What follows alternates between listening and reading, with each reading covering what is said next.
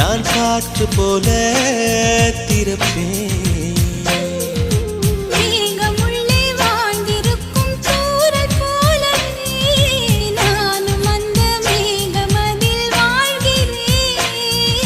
காற்றழுத்தம் போல வந்து நானும் உன்னை தான் முத்தமிட்டு முத்தமிட்டு